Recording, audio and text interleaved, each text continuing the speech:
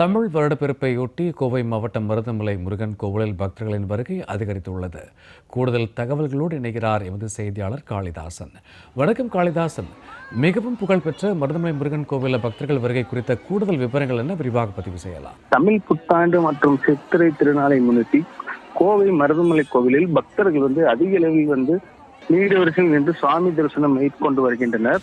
சித்திரை நாள் என்று கொண்டாடப்படுகிறது. சித்திரைக்கனி என்று கொண்டாடப்படும் இன்றைய தினம் மக்கள் பலரும் இல்லங்களில் செல்வம் பெருக வேண்டும், வாழ்க்கையை செழிக்க வேண்டும் என்ற முக்கணிகள் வைத்து தங்கம் வெள்ளி நாணயங்கள் வைத்து வீட்டில் வழிபடுவது வழக்கம்.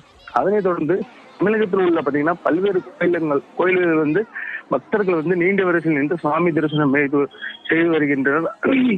அந்த வகையில் அதனைத் தொடர்ந்து கோவை மாவட்டம் 7ஆம் படைவீடு என்று அழைக்கப்படும் மருதமலை முருகன் கோயிலிலிருந்து பக்தர்கள் இன்று காலை 7 மணி முதலே நீண்ட வரிசையில் நின்று சுவாமி தரிசனம் மேற்கொண்டு வருகின்றனர். மேலும் பக்தர்கள் அங்கு வரக்கூடிய பக்தர்கள் பால்குடம் எடுத்தும் காவடி எடுத்தும் தங்கள் நேர்த்திக்கடனை செலுத்துவதற்காக பக்தர்கள் வருகை தந்துள்ளனர். மேலும் கோவை மாவட்டம் இல்லாமல் தமிழகத்தில் பல்வேறு பகுதிகளில் இருந்து பக்தர்கள் தற்பொழுது மருதமலை சுவாமி கோயிலில் தரிசனம் மேற்கொண்டு வருகின்றனர். சூர்யா, மருதமலை முருகன் கோவிலில் திரண்ட பக்தர்கள் குறித்த கூடுதல் விவரங்களுக்கு நன்றி காளிதாஸ்.